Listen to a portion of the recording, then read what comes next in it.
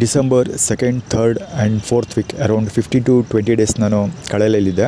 ಸತ್ಯನಾರಾಯಣ ಅವರ ಜೊತೆ ಇದ್ದೆ. ಅವರು ಆ್ಯಕ್ಚುಲಿ ಚೆನ್ನಾಗಿ ನೋಡಿಕೊಂಡ್ರು. ನಮ್ಮ ತಂದೆ ತಾಯಿ ನೋಡ್ಕೊಂಡ್ರು ನನ್ನ. ಆಲ್ಮೋಸ್ಟು ನನಗೆ ಬೆಳಗ್ಗೆ ಸ್ನಾನ ಮಾಡೋದಕ್ಕೆ ಬಿಸಿನೀರು ಕಾಯಿಸ್ಕೊಡ್ತಾಯಿದ್ರು, ಮುಖ ತೊಳೆಯೋದಕ್ಕೂ ಬಿಸಿನೀರು ಕೊಡ್ತಾಯಿದ್ರು, ಊಟ ಎಲ್ಲ ಚೆನ್ನಾಗಿ ಪ್ರೊವೈಡ್ ಮಾಡಿ ಇನ್ಫ್ಯಾಕ್ಟ್ ಚೆನ್ನಾಗಿ ನೋಡಿಕೊಂಡ್ರು. ಬಟ್ ಆದರೆ ಯೂರಿನ್ ಫಾರ್ಮುಲಾ ಇಂಪ್ಲಿಮೆಂಟೇಷನ್ ಮಾಡಿದರು. ಹೀಗಾಗಿ ಕೆಲಸ ಅಂದರೆ ನನ್ನ ಕಂಪ್ಲೀಟ್ ಕೆಲಸ ಮುಗಿಯೋದಕ್ಕಿಂತ ಅವನತಿ ಪ್ರಾಜೆಕ್ಟ್ ಕೆಲಸ ಮುಗಿಯೋದಕ್ಕಿಂತ ಮುಂಚೆನೇ ಮನೆಯಿಂದ ಆಚೆ ಹಾಕ್ಬಿಟ್ರು. ಸೊ 200 ರೂಪೀಸ್ ಕೂಡ ಕೊಟ್ಟು ಕಳಿಸಿದ್ರು ಆ್ಯಕ್ಚುಲಿ ಬೆಂಗಳೂರು ಕೆಲಸಕ್ಕೆ ಹೋಗೋಕ್ಕೆ ಅಂತ. ಸೊ ಅದೆಲ್ಲ ಪಕ್ಕಕ್ಕೆ ಇರಲಿ, ಸದ್ಯಕ್ಕೆ ಅದು ಯೂರಿನ್ ಫಾರ್ಮುಲಾದಲ್ಲಿ ಇರೋದ್ರಿಂದ ಅದರಿಂದ ಬೇರೆ ಇನ್ನೂ ಏನೇನೋ ಸಮಸ್ಯೆಗಳಿದೆ, ಅದು ಸಮ್ಡೇ ವಿವರಿಸ್ತೀನಿ. ಸೊ ಕಳಲೆಯಿಂದ ವಾಪಸ್ ಕೆಲಸ ಮುಗಿಲಿಲ್ವಲ್ಲ, ಡೈರೆಕ್ಟಾಗಿ ಬೆಂಗಳೂರಿಗೆ ಹೋಗಲಿಲ್ಲ, ಮೈಸೂರಿಗೆ ಬಂದೆ. ಸೊ ಮೈಸೂರಿಗೆ ಬಂದು ಯೂರಿನ್ ಫಾರ್ಮುಲಾ ಇಂಪ್ಲಿಮೆಂಟೇಷನ್ ಮಾಡಿದಾರಲ್ಲ, ಸೊ ಹೀಗಾಗಿ ಮತ್ತೆ ಮೈಸೂರಿಗೆ ಬಂದಷ್ಟು ನನಗೆ ತೊಂದರೆ ಆಗಿದ್ದೇನೆಂದರೆ ಇಲ್ಲಿ ಬೆಡ್ಶೀಟ್ ಕಳ್ತನ ಹೋಯಿತು. ಅಂದರೆ ಪಾರ್ಕಲ್ಲಿ ಮಲಗ್ತಾ ಇದ್ನಲ್ಲ ನಾನು. ಸೊ ಬೆಡ್ಶೀಟ್ ಇಟ್ಟಿದ್ದೆ, ಒಂದು ನನ್ನ ತಾಯಿ ಹತ್ರ ಇಸ್ಕೊಬಂದು ಒಂದು ಬ್ಲ್ಯಾಂಕೆಟ್ ಇಟ್ಟಿದ್ದೆ. ತುಂಬ ಚೆನ್ನಾಗಿತ್ತು ಬ್ಲ್ಯಾಂಕೆಟ್. ಅದು ಆ್ಯಕ್ಚುಲಿ ಬೇಕಂದರೆ ಅದು ಹೊಸ್ಕೊಬಿಟ್ರೆ ಯಾವ ಚಳಿ ಮಳೆ ಬಂದರೂ ಅಳ್ಳಾಡಲ್ಲ, ಅದು ಅಷ್ಟು ಚೆನ್ನಾಗಿತ್ತು. ಸೊ ಅದು ಇಟ್ಟಿದ್ದೆ, ಅದು ಕಳ್ತನ ಆಗಿತ್ತು. ಸೊ ಅದಾದಮೇಲೆ ನಾನು ಸುಮಾರು ಜನನ ಬೆಡ್ಶೀಟ್ ಕೇಳಿದೆ, ಬೆಡ್ಶೀಟ್ ತೊಗೊಳಕ್ಕೆ ಹಣ ಕೇಳಿದೆ. ಜೊತೆಗೆ ಬೆಡ್ಶೀಟ್ ಇದ್ದರೆ ಕೊಡಿ, ನೀವು ಬಳಸಿರೋದೇ ಬೆಡ್ಶೀಟ್ ಕೊಡಿ ಅಂತ ಕೇಳಿದ್ರು.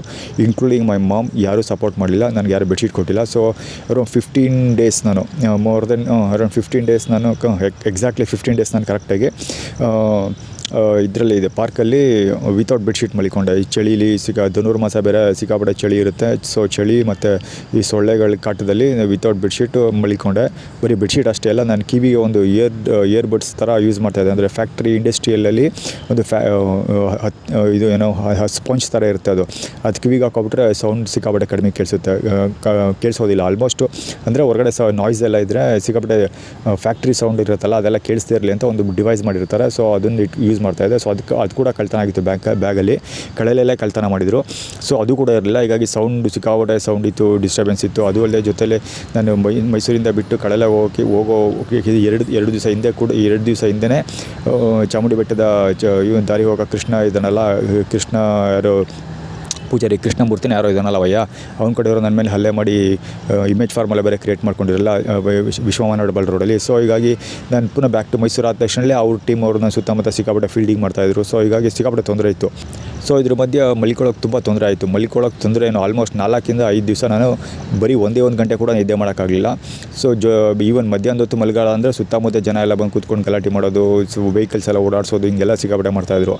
ಅದು ಅಲ್ಲದೆ ಅದೇ ಹೇಳಿದ್ನಲ್ಲ, ಈಗ ಹಲ್ಲೆ ಮಾಡಿದ್ರು ಅವ್ರ ಫೀಲ್ಡರ್ಸ್ ತುಂಬ ಓಡಾಡ್ತಿರೋ ಅಂತ. ಹೀಗಾಗಿ ಹಲ್ಲೆ ಮಾಡೋದಕ್ಕೇ ಬೇಕಂತಾರೆ ಜಗಳ ಮಾಡೋದು, ಈ ಥರ ಸಿಕ್ಕಾಪಟ್ಟೆ ನಡೀತಾ ಇತ್ತು.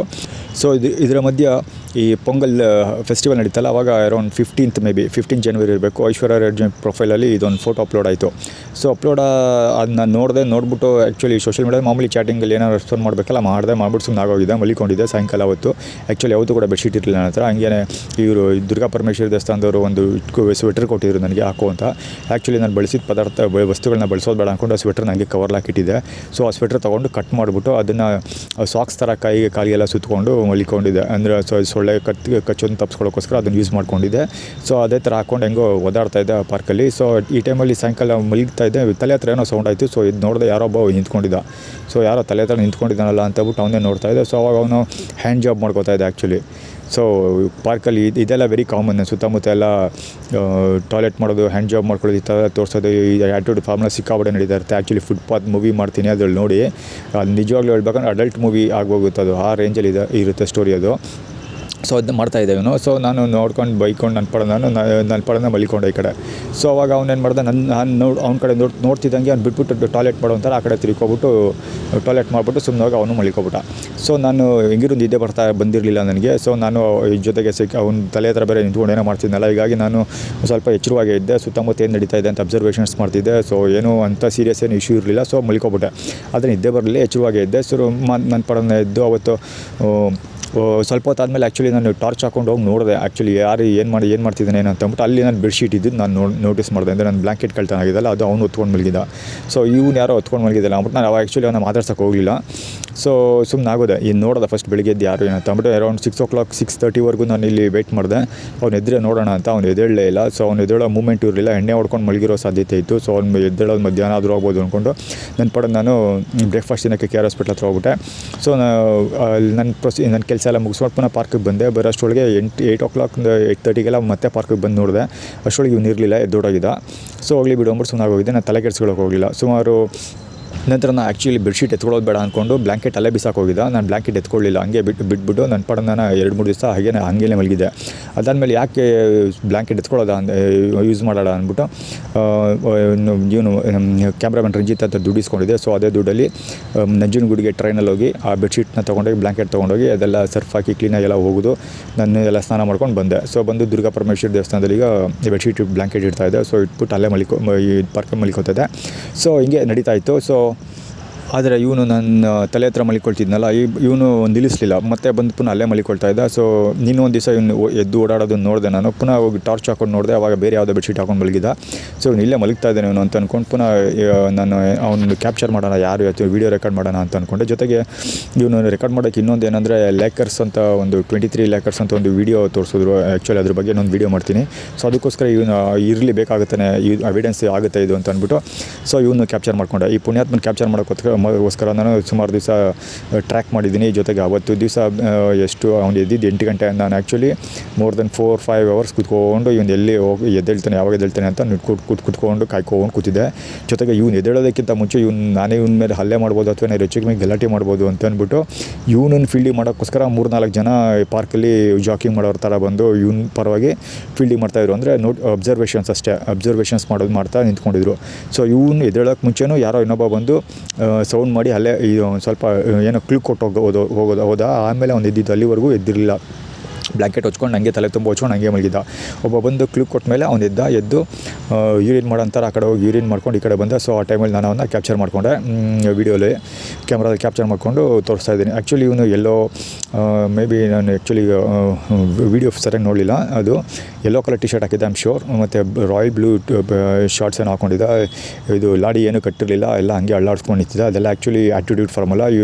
ಯೆಲ್ಲೋ ಟಿ ಶರ್ಟ್ ಹಾಕಿದ್ದೀನಿ ಯಾಕೆಂದರೆ primary level commitment yellow position number 1 ಮತ್ತು ರಾಯಲ್ ಟೀಮ್ ಬ್ಲೂ ಮತ್ತು ರಾಯಲ್ ಫ್ಯಾಮಿಲಿ ರೆಪ್ರೆಸೆಂಟೇಟಿವ್ ಅಂದರೆ ಅವ್ರಗಳ ಪರವಾಗಿ ನಾನು ಯೂಸ್ ಮಾಡ್ಕೊಳ್ತಿದ್ದೀನಿ ಅಂತ. ಆ್ಯಕ್ಚುಲಿ ಇವ್ನು ಏನಿದು ಅಂದರೆ ಅವತ್ತು ಇವ್ನು ಫಸ್ಟ್ ಕಾಣಿಸ್ಕೊಂಡಿದ್ದೆ ನನಗೆ ಐಶ್ವರ್ಯ ಅರ್ಜುನ್ ಮತ್ತು ಉಮಾಪತಿ ಇಬ್ಬರು ಸೋಷಿಯಲ್ ಮೀಡಿಯಾದಲ್ಲಿ ಅವತ್ತು ಅಪ್ಲೋಡ್ ಮಾಡಿದ್ರಲ್ಲ ಪೊಂಗಲ್ದು. ಸೊ ಅವತ್ತು ದಿವಸ ಕಾಣಿಸ್ಕೊಂಡ. ಇದು ಏನಿದು ನಡೆದಿದ್ದ ಕಥೆ ಎಲ್ಲ ಏನು ಅಂದರೆ ಆ್ಯಟಿಟ್ಯೂಡ್ ಫಾರ್ಮುಲಾ ಇದು. ಅಂದರೆ ಐಶ್ವರ್ಯ ಅರ್ಜುನ್ನ ನಾನು 50% ಯೂಸ್ ಮಾಡ್ಕೊಳ್ತಾ ಇದ್ದೀನಿ, ಆಮೇಲೆ ನೀನು ಕೊಟ್ಬಿಟ್ಟು ಹೋಗ್ತೀನಿ, ಪುನಃ ಬಂದು ನಾನು ಯೂಸ್ ಮಾಡ್ಕೊಳ್ತೀನಿ ಅನ್ನೋದರ ಆ್ಯಟಿಟ್ಯೂಡ್ ಫಾರ್ಮುಲಾ ಕ್ರಿಯೇಟ್ ಮಾಡೋಕ್ಕೋಸ್ಕರ ಇಷ್ಟೆಲ್ಲ ಆಟ ಆಡಿದ್ರು. ನಾನು 15 ದಿವಸ ಸರಿಯಾಗಿ ಮಲಿಕೊಳ್ಳೋಕೆ ಏನೂ ಇಲ್ಲದೆ ಹಂಗೆ ಮಲಗಿದ್ದೆ. ಒದ್ದಾಡ್ಕೊಂಡು ನಿದ್ದೆನೇ ಮಾಡಿದೆ. ಆಲ್ಮೋಸ್ಟ್ 5 ಡೇಸ್ ನಾನು ನಿದ್ದೆನೇ 1 ಅವರ್ ನಿದ್ದೆ ಮಾಡಿರಲಿಲ್ಲ.